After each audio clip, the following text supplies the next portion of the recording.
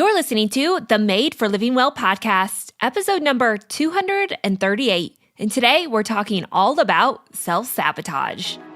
This is the Made for Living Well podcast, hosted by Alexa Sherm, the place to create a life well lived.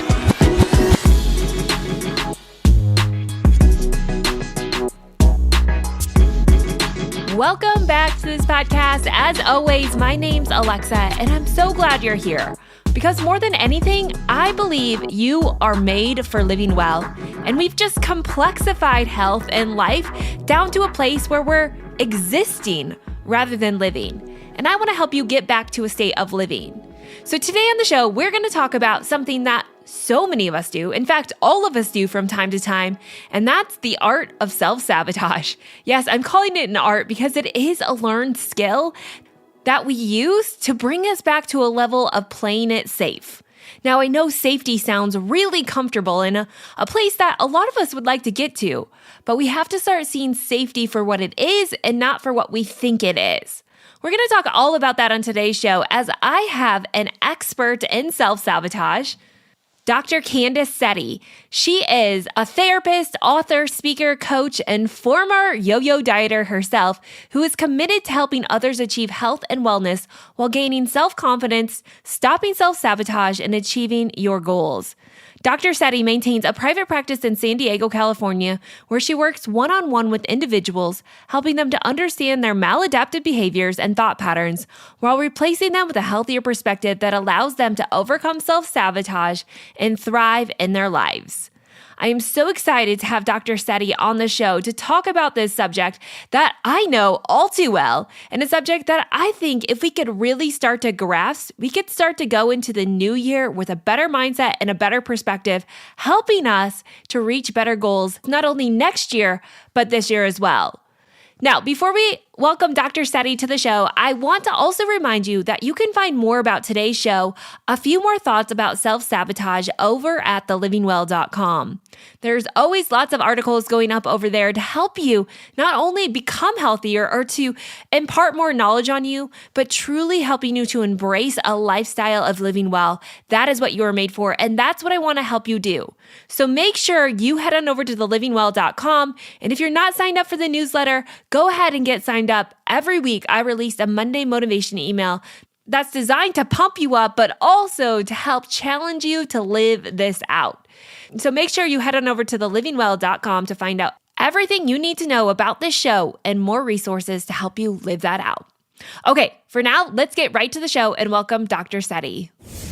Welcome to the show, Dr. Setti. I'm pumped to have you on. As we were just talking right before we jumped onto this interview, this is such a big subject in the health space and one that is so easily overlooked. Like in this race to change the outward appearance of our body, I think we neglect the very piece of us that is responsible for how we act. And we get so frustrated and overwhelmed by our mindset, but it is the key component to changing our bodies and changing our health and living in a thriving state. So I'm pumped to have you on and talk all about mindset stuff, self-sabotage, willpower, all the things. So thank you so much for being here.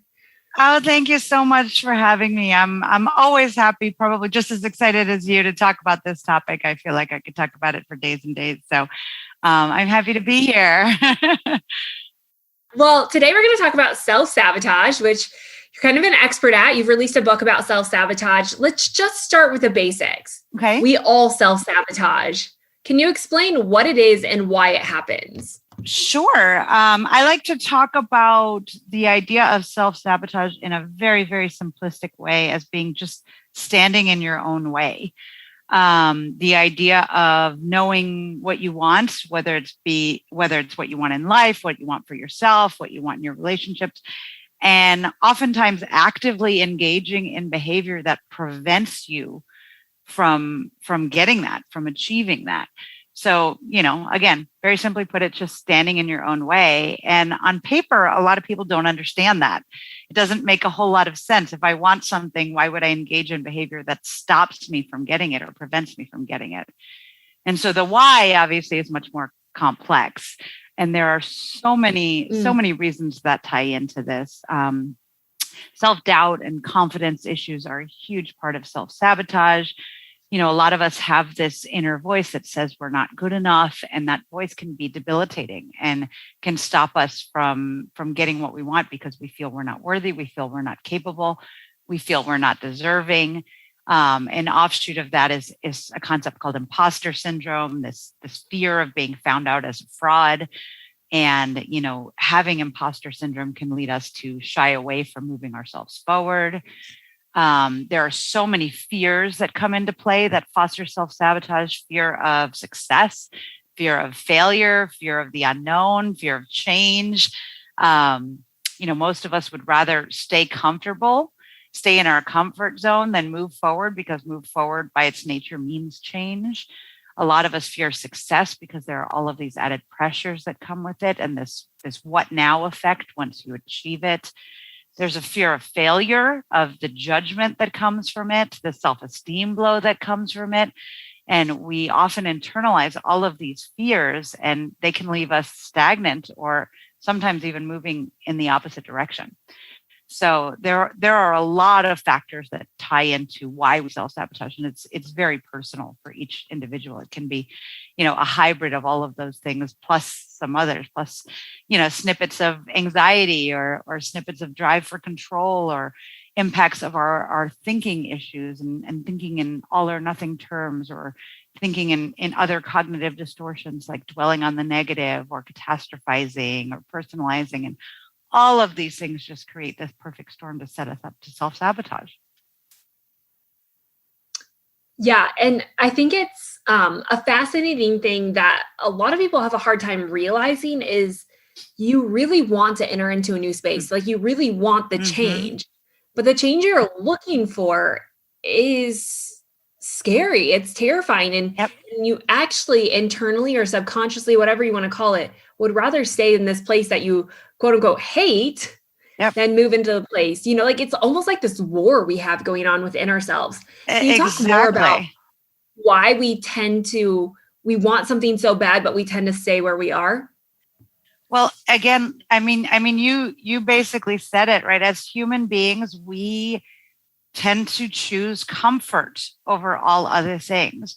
And comfort doesn't mean the same thing as happiness. Comfort means known. Comfort means a place we've been for a while. Comfort means, a space that we are simply comfortable in. And whether or not we're happy in that space is irrelevant. We know it and it's comfortable. And there is so much fear around the unknown, even if our happiness exists there. And, you've probably seen all these memes of like, a circle with the comfort zone and all of our goals and our growth being outside that. And, there's a reason for that, is because, when we do push ourselves and when we do move outside of that comfort zone, we are exposed to new things, different things, sometimes even scary things. And that's usually, as human beings, how we grow. But we shy away from that because, again, we want to stay in the known. We want to stay where we're comfortable. We want to stay where there's no question. And oftentimes that's not at all where we're happy. It's not at all what's associated with our goals. But again, it's known. And so there's a drive to stay there. There's an internal drive to stay there and not to push ourselves. Right. It's like our safety mechanisms are stronger than our desire to be happy, right? How do we start to push past some of that? Like, how do we start to recognize that our tendency or our drift is to go back to what's comfortable, but how do we take some steps forward into that place that we do desire? Well, a lot of it is about understanding, first of all, what that is. What is it that we desire? What is it that we actually want? Is it, that we want to get this promotion, that we want to start a business, that we want to have a healthy relationship, that we want to lose weight, that we want to a travel? What is it that we want to achieve? And you need to have a clear understanding of what you want if you want to have a clear understanding of how you're self-sabotaging and overcome that. Because once you know what you want, then you can actively look at your behavior and say, is this moving me towards or away from what I want? is this behavior something that's moving me in the direction of what I want to achieve, or is this something that's actively impeding my success or impeding my growth? And if you can identify that, then even further, you can start to look at what you can do, what you can put in place to address that, whether it be, starting to create a plan to address fears, or to push yourself into opposite action, or to build your confidence around certain things to feel safer going into that situation. But you can't take any of those steps until you know what you want and until you know how you're self-sabotaging. Yeah. Do you think our tendency to self-sabotage stems from internal or stored pain or trauma? It absolutely can. I don't think it's 100% of the time, but I have a tendency to not believe anything is 100% for everybody. I don't really believe in the one size fits all thing, but it's very common. I mean, it's very common that you have some early traumas, whether it be early childhood, teenage, early adult years, that you have trauma, and a lot of your behavior is about protecting yourself from ever experiencing that kind of trauma again. And you may not realize it, oftentimes because you're not looking for it or looking at it, but you see it often in women who have been victims of sexual assault, that they may put on weight and keep weight on as a way to protect themselves from that exposure again. And these are women that feel they cognitively and behaviorally say that they want weight loss, and may even go on diets all the time to try and achieve it, and may not realize that deep down that they are actually preventing themselves from achieving it because of this fear and this trauma. And it can be so overpowering. And unless you're able to kind of dig and see what that is and process through that trauma, it tends to leave a lot of people stuck. So yeah, that absolutely can happen. So if it's not pain or trauma, is it just the natural human tendency to drift towards self-sabotage, or where else is it stemming from? Well, like I said, a lot of it stems from confidence issues, self-doubt, insecurity. And these can be things that happened very early on in life, in childhood. It could have been one situation, one time where somebody said something to you and you internalized it, and that just sort of set you on this path. It could be, a first work experience. It could be a first relationship experience. It's not always this massive, overpowering trauma piece. It could be one small thing that shaped it. And then this insecurity just builds and builds and builds because you engage in behaviors that reinforce it. And you see avoidance behaviors, you see, assumption behaviors, you see self-protective behaviors. And, as you get stuck in these behaviors, they reinforce this fear and this self-sabotage and this insecurity over and over again. So it doesn't have to get created by something monumental. Yeah. It can be something, that we all experience that could otherwise be benign. But, for some reason, our brain gets stuck on it and fixates, and it becomes this thing that shapes how we interact with ourselves. Yeah. So this is a question I've always had, how are self-denial and addiction related and yet not the same? That's a good question. Like even with food, right? Like, it's like, okay, you could say like eating bad things or things that you shouldn't is a form of self-denial, but there's also a level of addiction that could be at play too. Yeah. And it's a very under-acknowledged aspect of self-sabotage is how it can lead down that kind of dark path of addiction. Yeah. And I would say that many addictions actually start out as self-sabotage before developing into an even bigger problem. So, for example, you may have somebody who procrastinates as their form of self-sabotage, and they may use addictive behaviors to push off whatever needs to be done. They may use drugs or alcohol as their form of procrastination. And over time, that can very easily develop into addiction. Or you may have somebody who, uses control as their method of self-sabotage. And that person might use food to make them feel better and give them a sense of control over their own lives.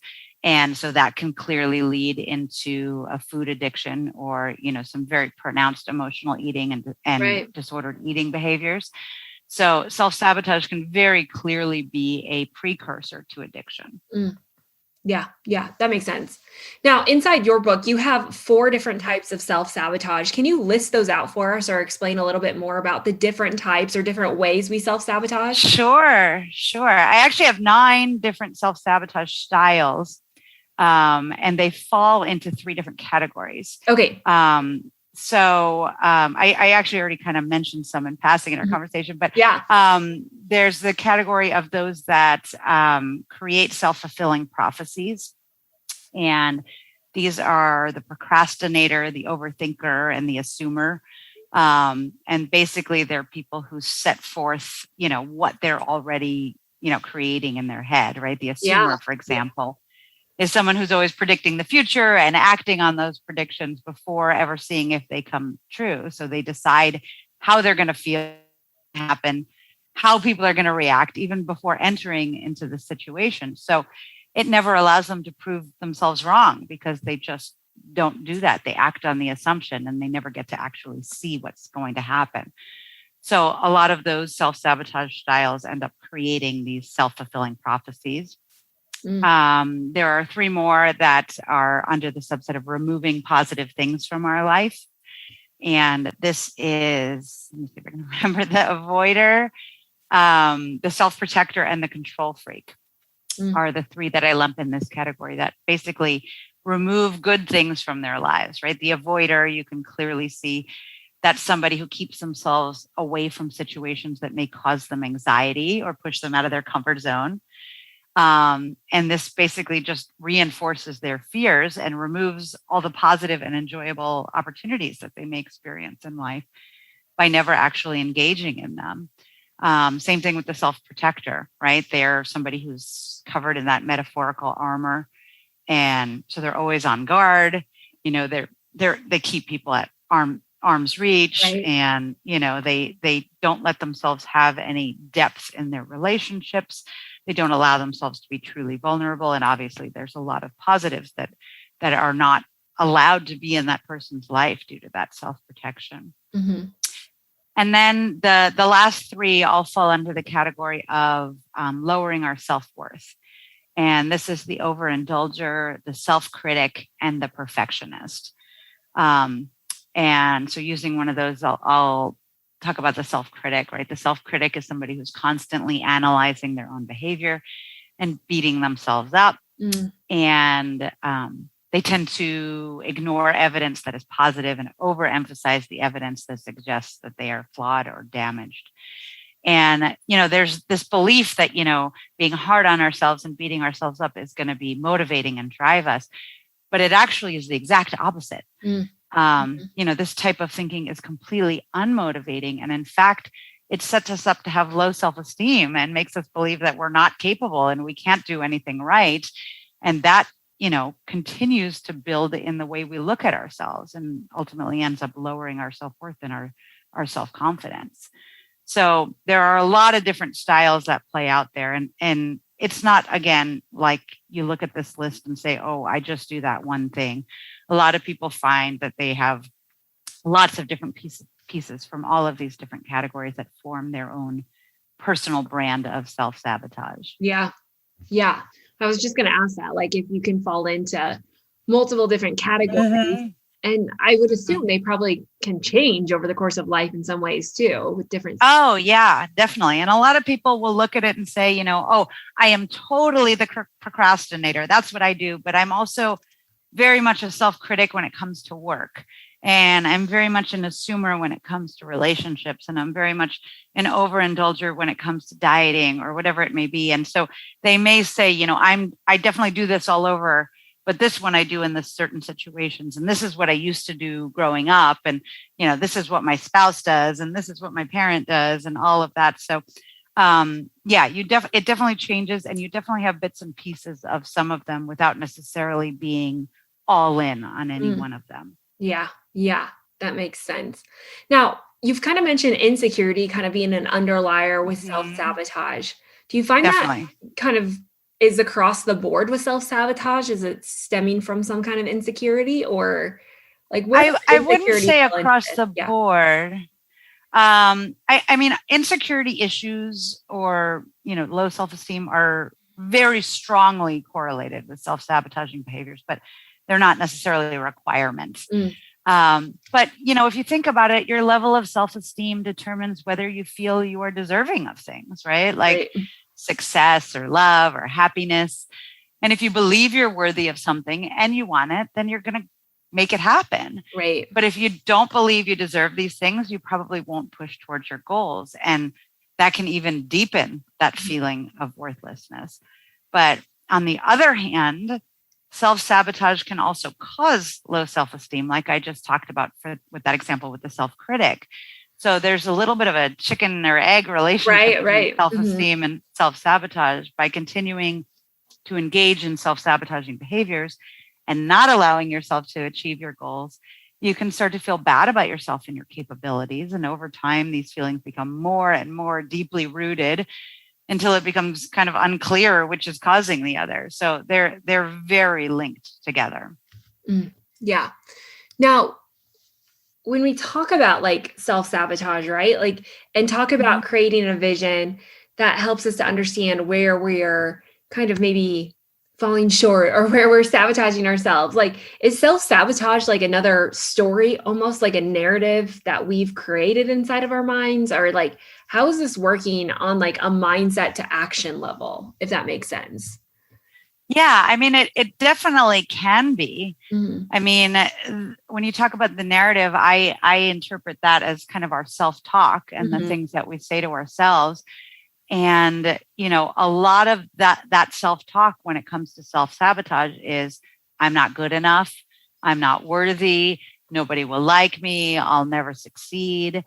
And, a lot of the way that we fight self-sabotage is by challenging those thoughts, and choosing to find the logical thoughts that counteract them and rewriting that narrative based on facts and data through reality testing and experimentation, instead of just accepting a thought that may be rooted in insecurity or fear, or like we talked about, like a comment somebody made to you when you were 12 years old that didn't mean a whole lot, that you've chosen to let drive your narrative.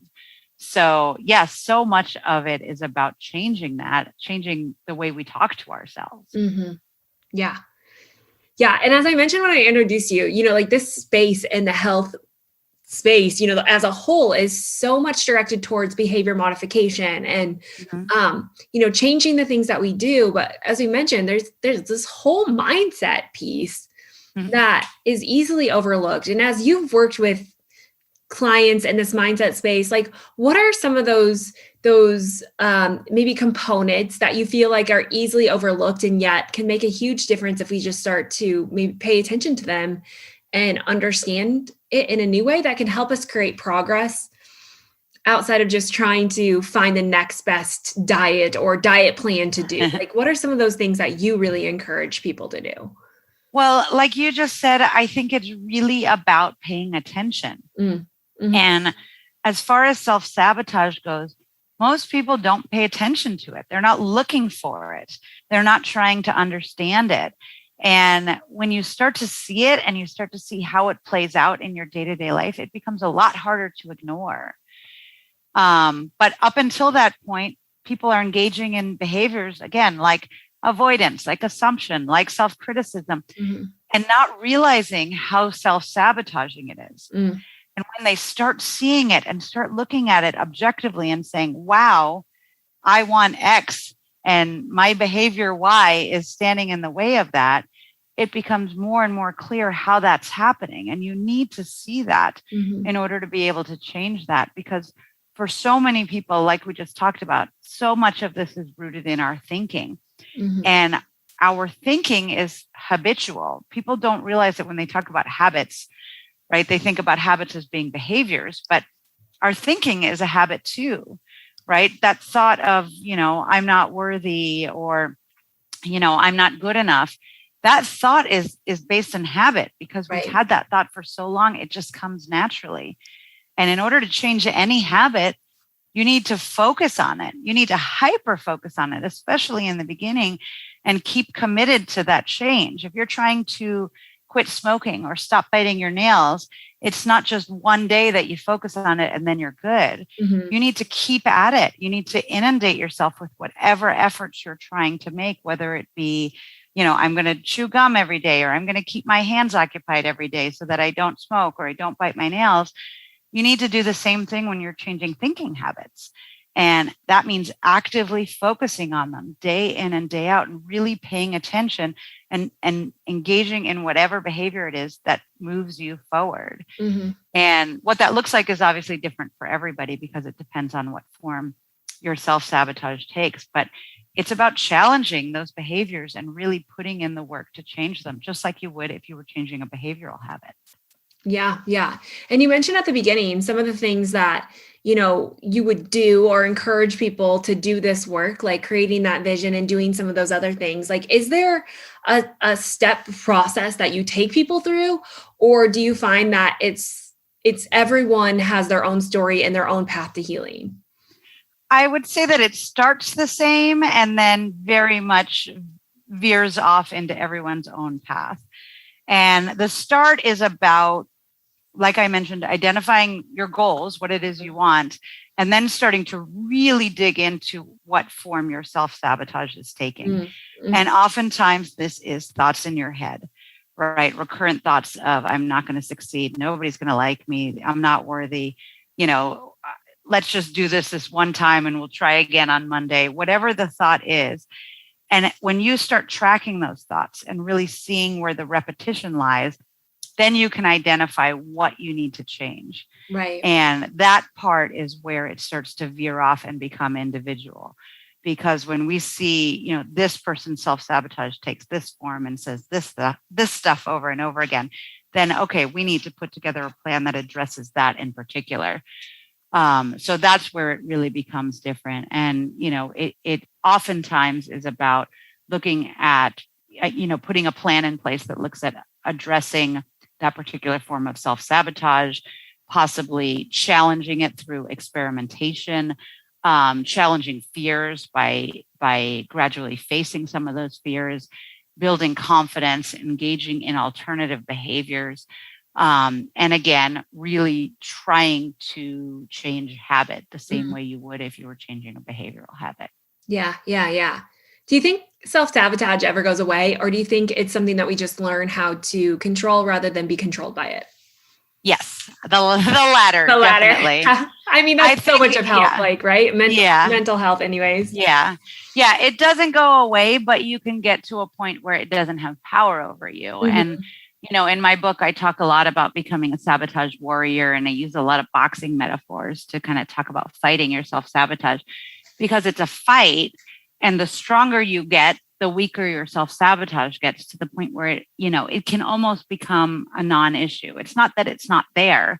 It's just that it doesn't have any power over you because you've become so strong in that fight and overpowering it.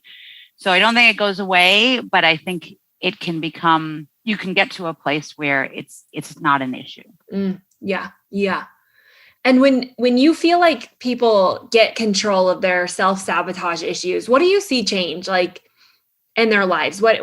How do you see them evolve? Or what is the hope, I guess I'm trying to say? And obviously we see some hope, but do you have any examples of these are the things I've seen, or, this is why this is important? Because I think sometimes the health things that are behavior modifications, like changing your diet and exercising more, we've really glorified those things to the point where it's almost like those are the end all be all. And that's where we get recognition. And so much of health is mindset, which is so internal that no one's going to recognize you or glorify that process.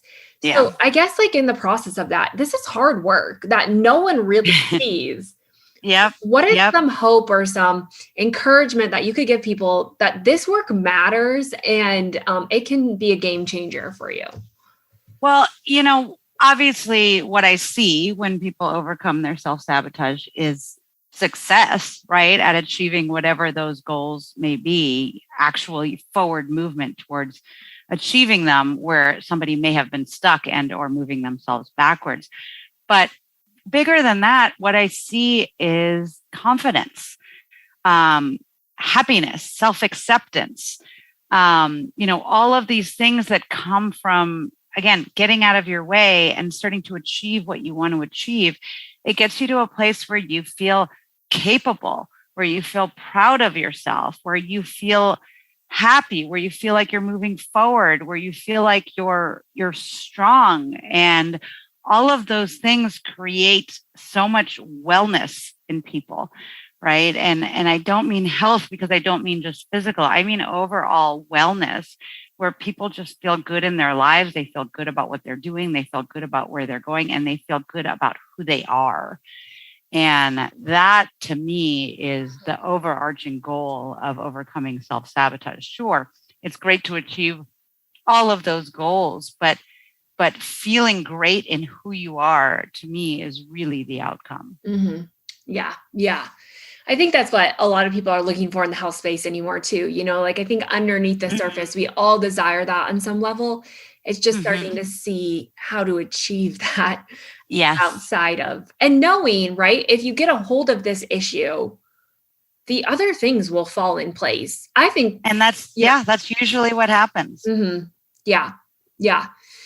I think this stuff is so fascinating. And I could talk about this all day long, but I have a few more questions to dive into before we go.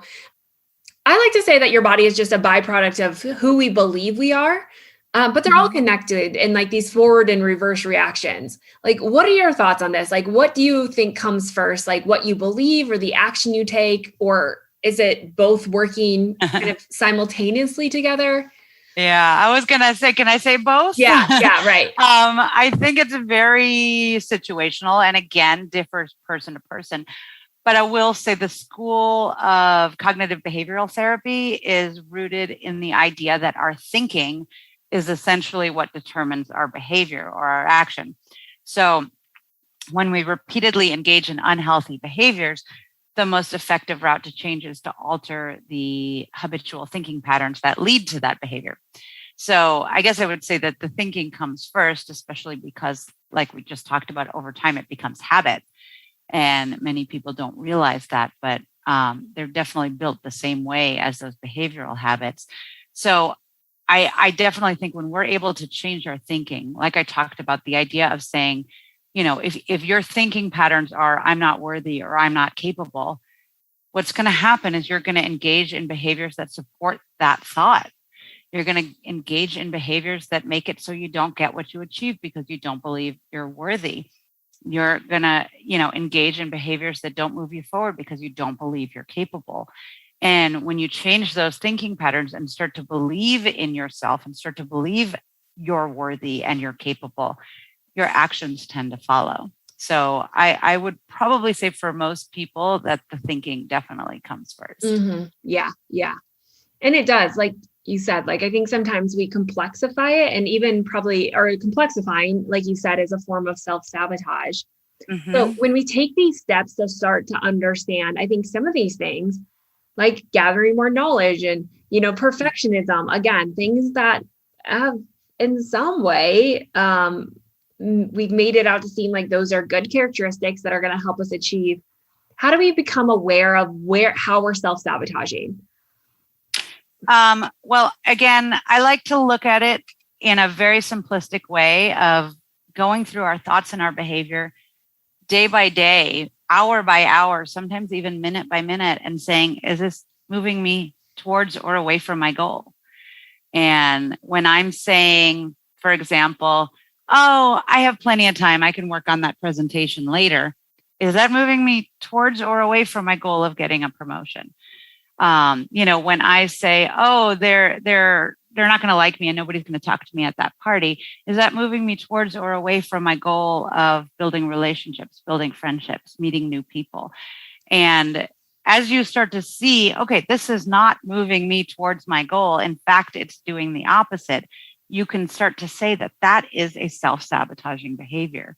But you need to look at it in terms of applying it to your goal in order to see whether it's something that's standing in your way or not.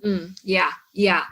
That really makes sense. That self-awareness piece, right? It's just looking at life And well, it's looking at our behavior, right? And a lot of us don't do that. We just behave, and we don't question, we don't examine, we don't explore, and we don't challenge it.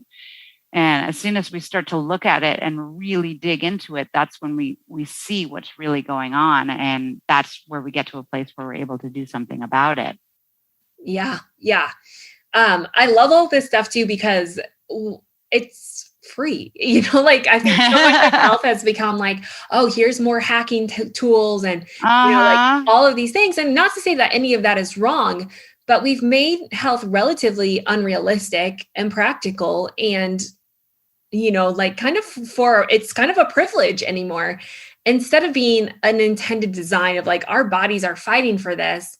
Can we work with it to create the health that we are all longing for? And it shouldn't cost everything that we have in order to get healthy.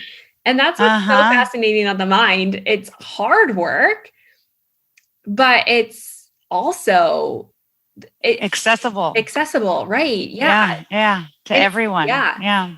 And it helps more than just this area, right? Like it's not just a behavior modification that's only going to influence your body. Taking over or dealing with the self-sabotage in regards to health is going to change self-sabotage in every area of your life. Yep.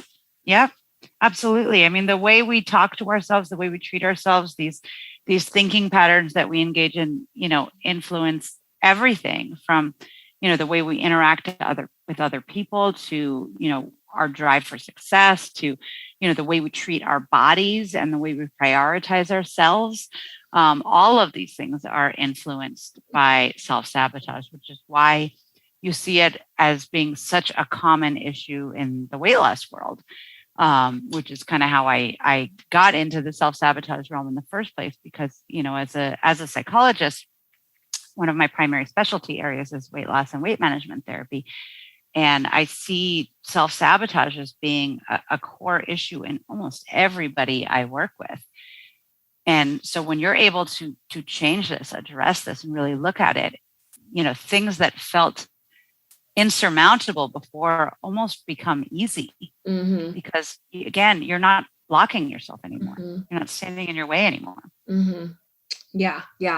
And I think just starting to understand that the fact that we actually do this, not as a means to like hurt ourselves, but underneath the surface is that layer of protection in some way to keep ourselves in that comfortable place. But I think just understanding the fact that we all self-sabotage in some way helps you to recognize that you're doing it too. It's not something that's like, oh, we can just see it in other people. But once you start to see it in yourself, like you said, then you can start to take those steps to create the change, to live out of the health that you've been working so hard for, but failing to see the results that you want to see.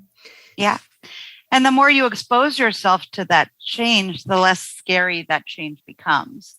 So as you continue to engage in new behaviors and expose yourself to change, you get more comfortable with the idea of change. And so you kind of start to expand that comfort zone bubble to the place where change doesn't feel quite as scary as it used to, as you realize that you're able to achieve these things, that you're able to expose yourself to that situation and get through it in a way that moves you forward. And then that change becomes less scary as it becomes more known. Yeah. It's just stepping in, doing those slow things to move yourself in the right direction. This has been so insightful. I love these conversations because they're so practical and, like I said, kind of insightful, kind of twist health a little bit to recognize that there's more at work than just trying to force our body to do what we want it to, right? Like we can't keep fighting the body war. We have to start working together, and really understanding ourselves in this way makes a huge difference. And